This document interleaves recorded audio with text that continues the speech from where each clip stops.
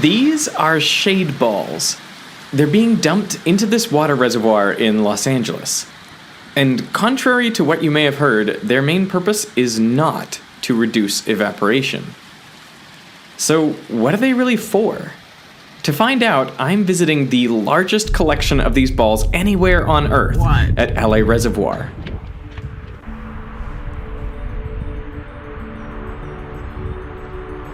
$96 million shade balls. That's correct. 96 million. It's very rare for you to see 96 million of anything. Yeah. This is your life vest, which you are required to wear. All right. Throw a leg over and climb on in any way you can. There you go.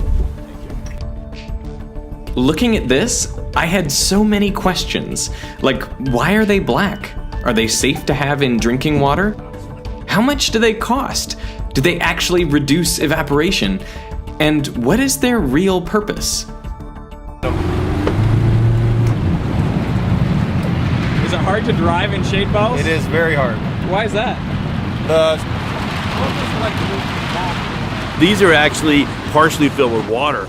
And the reason they're filled with water is that at LA Reservoir we have some really high winds. And so, if we didn't put water in these things, there'd be balls bouncing on the 5 freeways people drive down. They'd be all over the place. So these keep the balls in the reservoir, and if they do start to roll, they kind of wobble because the water makes them uneven. But that makes them significantly more difficult to push out of the way, especially when they form close-packed crystal-like structures. Behind the boat, the balls quickly come together in our wake. And some, close to the motor, are pulled along with the boat.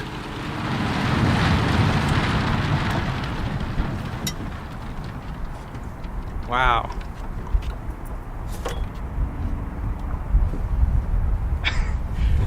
What did you think the first time they suggested doing this, or when it first came in? Yeah, it was a little out there. Did you think they were nuts? No, not nuts. Well, it looks absurd. It's like we're in the world's biggest ball pit. Right, yeah, that's what it looks like. Yeah, you can't tell by standing here that we're actually floating over, I think it's probably 40 feet right here, 40, 50 feet deep below us. And you can't even see any water. You'd think it was a joke, right? Like if you didn't know, you'd be like, no, you're not. That's you're like green screen or something, right? Yeah, it's fake. So like when I switch on my tap at home, is the water coming from here? Yes. Sometimes.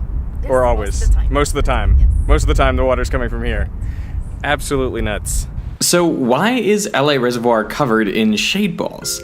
Well, the problem all started with bromide. Bromide is a naturally occurring substance. It's associated with salt water, and so normally places like the California aqueduct that comes down from the delta, you get some saltwater intrusions. You have some bromide in the water. Bromide's harmless, and it's almost impossible to remove.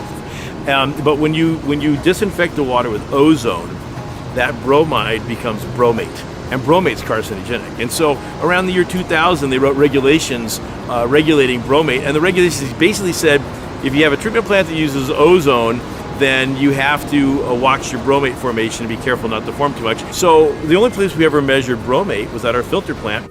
And the results were always within the 10 micrograms per liter limit set by regulators. So they were confused when they got a call from one of their customers, a beverage company in LA. They said, we have some really high levels of bromate showing up. Are you aware of this? And we said, well, we don't show anything. But between the filtration plant and the customer was the reservoir. So they did some tests. Almost immediately upon coming into this open reservoir, the bromate levels jumped. It turned out that bromide with chlorine, which was supposed to be safe, in bright sunlight formed bromate even more than ozone did. And so we made this unfortunate scientific discovery that actually was not part of any regulatory scheme. And so here we are at the reservoir. We have water source that's got bromide in it, harmless. We have chlorine, we have to have to disinfect the water. And we have sunlight because it's open. The only choice we have is to remove sunlight. So we looked at all sorts of things. We looked at floating tarps across the water. And normally you put a floating cover on the water, but that's a multi-year project. And so we said, well, can we manufacture these kind of trampolines with like PVC pipe? And we said, well, they're just going to become bird perches and we'll have a big water quality problem. And so then we knew we had high-density polyethylene pipe, which is used in the water industry, and we know that it floats. We at one point thought about, can we just float a pile of pipe across the surface? Well, that's hard to do and very expensive because it's a lot of material. So maybe we could take some pipe and run it through a chipper, and we can make a debris field across the surface, like the back corner of a lake somewhere. But then you have all this mushy, warm water with plastic floating on the top. That sounds like a petri dish. And so lo and behold, Dr. Brian White did some research, and he found the shade ball. Except they weren't called shade balls at the time. This product existed, and they were called bird balls. And they used it on ponds that had mine tailings where they didn't want waterfowl to go in and get poisoned, and also around airports where there were ponds and they wanted to keep the waterfowl off so that they didn't take off and get into jet engines. You know, they'd actually done wind tunnel testing and they had, blew 50, 60 mile an hour winds across to see how they'd behave. But they were really made to deter birds and wildlife from sitting on the water. Did there used to be birds landing here more? Absolutely. Yeah? Yes, yeah. Once we deployed these balls, all the birds were gone. They used to just hang out, right? Loiter at the curbs. Yeah, they'd be all over the You'd see top of the dam. bird droppings. They'd be everywhere. down at the outlet tower. They'd be everywhere, but we don't get them anymore like we used to. But before being added to the reservoir, the shade balls had to be tested. Would they actually reduce the formation of bromate? And we bought 3 kiddie pools, 3 little inflatable kiddie pools. And we filled them all with the reservoir water. One was in the sunlight, one we put a tarp on, one we put shade balls on. And amazingly, the shade balls knocked out the problem immediately. So the reason shade balls are black is to block all light from reaching the water and triggering the bromate reaction. The black pigment is also safe for contact with drinking water, and it's stable even exposed to the elements for years. They're black for a reason. So, they're made out of high-density polyethylene. It's the same material that like a gallon milk jug is made out of. It's a food-grade plastic, and they would be clear like a milk carton, except that they wouldn't last in the sun. And so they have a material called carbon black in them, and that's what makes the plastic last for at least 10 years out in the sun. We did test to see if there's any other colors we could use. So we actually had the company make 3 different shades of blue, but the dyes were so unstable, they said, we can't guarantee it's going to last more than a year. And so it's that carbon black, that's the magic powder in this, that really makes this product last in the sunlight. One of the concerns that people raised to me when we first put these on was that, are they going to get hot and then leach material out? And they don't. They're totally inert. I mean, theoretically, you could cut off a piece of this ball and you could chew it, no harm comes to you. This is totally food grade, nothing wrong with it whatsoever. What's it like driving through these things? It's difficult. As you can see, we've been sitting here for, I don't know how long, quite a while, and there's a breeze, and we haven't moved. I mean, anybody that knows that's been on a boat in a lake, if there's a slight breeze and you're on a boat, you're drifting, right? Not here. This thing, they're just stable. It's interesting. When you're trying to pilot the boat through these things, it's difficult. It's like driving through peanut butter or something. Something, I guess, yeah. Not that I've ever done that, but... Blocking sunlight from the reservoir also provided additional benefits. One of the reasons we put so much chlorine in was to control the algae growth, but sometimes you still couldn't control it. There were times years ago in the summer where if we had an algae outbreak, you might actually, if you filled a bathtub up, it might have a slight tinge of green. I mean, it may be healthy to drink, but it might have a slight tinge of green from the algae. See a bit of algae. Yeah, and it's just discoloring the water. That no longer occurs. So with the sunlight gone, the algae problem's gone. We put in basically no chlorine. We've only had a few times since the shade balls went on LA Reservoir that we've added any chlorine at all. And we used to do half the chlorine in the whole water system went into that reservoir just to control algae growth. But the big concern I had was evaporation. When I first heard about these black plastic balls reducing evaporation, it didn't seem to make any sense. I mean, wouldn't they absorb more energy and so heat up the water, leading to faster evaporation? It turns out the answer is no for a number of reasons.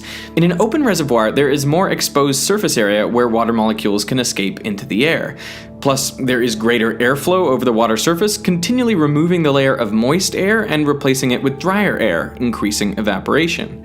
Now, the shade balls do absorb more energy and get hotter on top, but the bottom of the balls stays cool. Plus, the balls contain mostly air, which is a good thermal insulator, and so not much of the heat is transferred through to the water. It's almost like a double pane window. You get that air gap in there, and the air acts as an insulator, and so the sun never hits the water. Matter of fact, we've actually done some measurements, and it's actually cooler under the shade balls, even though they're black, than it is without the balls, just with the sun itself. So the balls actually have a slight cooling effect. So for all of these reasons, shade balls reduce evaporation by 80 to 90%. That's pretty significant for a dry climate like Los Angeles. How much do they cost? These run around $3 for $1. I think we paid 33, 34 cents a piece, something in that range. So, and they actually will have a salvage value, not that much, but if we go to remove them, they're recyclable material. So, but we figured that over the life of the balls, between the savings in chlorination, and the chemical savings, and the savings in evaporation, probably at least half the cost of the balls will be paid for. And so, I mean, of course, the water quality benefit is immeasurable, but even the balls themselves will save money doing what they do. Do you ever bring people out here for tours? Or? You're the first one. Why am I the first one to get to go on a tour here? To get this level of detail tour, yes. This is so cool. I've heard something about hexagonal balls. Have you heard anything about hexagonal balls? Oh my gosh. So we had the shade balls, and of course, everyone in the world came up with another product. I have ones, I call it the ravioli, it's a small hex. We had large hexes, we had all sorts of pieces. And people say, well, they lock together. But the problem is they need to not stack up, and they need to not sit on the bank of the reservoir. The reservoir is going to go up and down.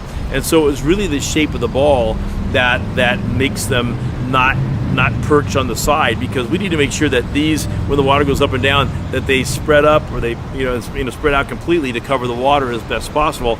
I mean, I just can't get over what I'm seeing. It's just so nuts. I'm waiting for you to say it looks like a pool of boba. I feel like that's the line that'll go in, but you got it. Like that's awesome. Do you like boba? I love boba. I might get some after this.